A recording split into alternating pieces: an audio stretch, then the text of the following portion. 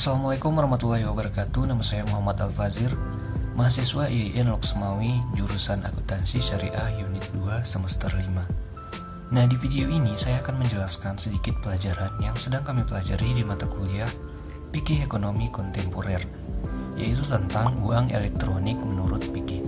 So, jadi tanpa banyak bacot, kita langsung aja ke pembahasannya.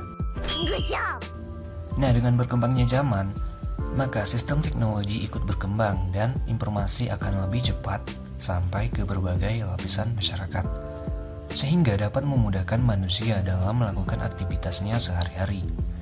Perkembangan teknologi dan kecepatan dalam memperoleh informasi tidak hanya dalam pemenuhan kebutuhan dunia pendidikan, namun juga sangat membantu kegiatan dalam dunia ekonomi.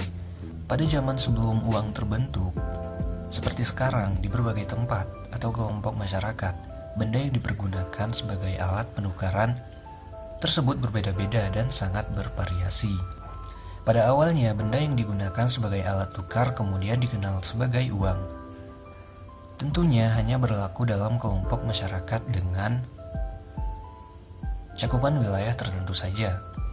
Nah, jadi oleh karena itu, untuk mendorong masyarakat dalam mengurangi transaksi menggunakan uang tunai atau less cash society, Bank Indonesia telah mencanangkan gerakan nasional pada 14 Agustus 2014.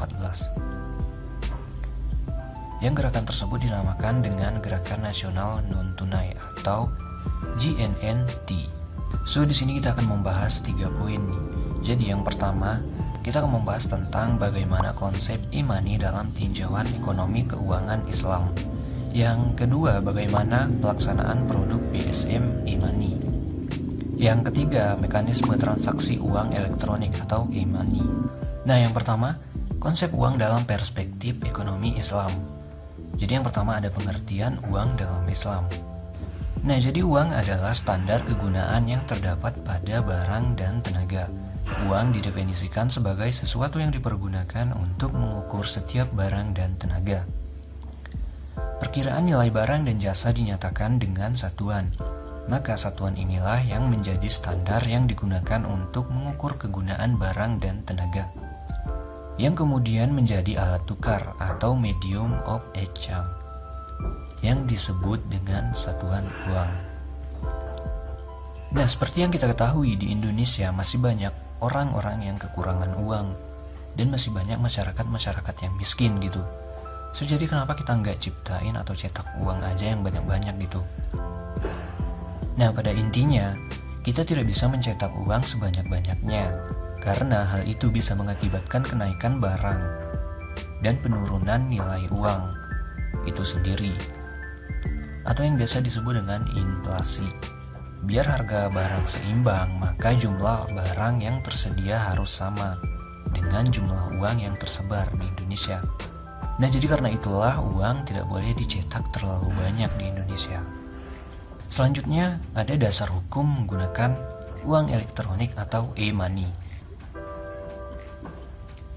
Nah, jadi hukum menggunakan dan bertransaksi menggunakan e-money pada dasarnya sama hukumnya seperti menggunakan uang kertas biasa, karena keduanya memiliki fungsi yaitu sebagai alat pembayaran atas transaksi jual beli barang dan jasa yang dilakukan oleh konsumen dalam maksud pemenuhan kebutuhan. Menurut perspektif Islam, hukum atas menggunakan uang elektronik atau e-money adalah halal. Kehalalan ini berlandaskan kaidah setiap transaksi dalam muamalah pada dasarnya diperbolehkan kecuali jika ada dalil yang menjelaskannya. Maka saat itu hukumnya akan berubah menjadi haram. Maka dari itu, setiap chip atau server e-money yang dikeluarkan haruslah memenuhi ketentuan yang sesuai dengan prinsip-prinsip syariah agar penggunaan tidak menjadi haram. Nah, selanjutnya pelaksanaan produk BSM e-money atau uang elektronik.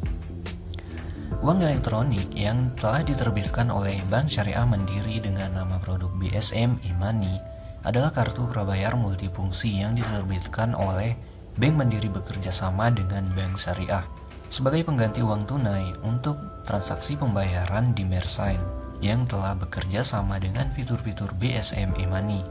Dalam penyelenggaraannya, tentu melibatkan banyak pihak di antaranya 1. Penerbit, 2. Pemegang kartu uang elektronik, dan 3. Pedagang Mersign.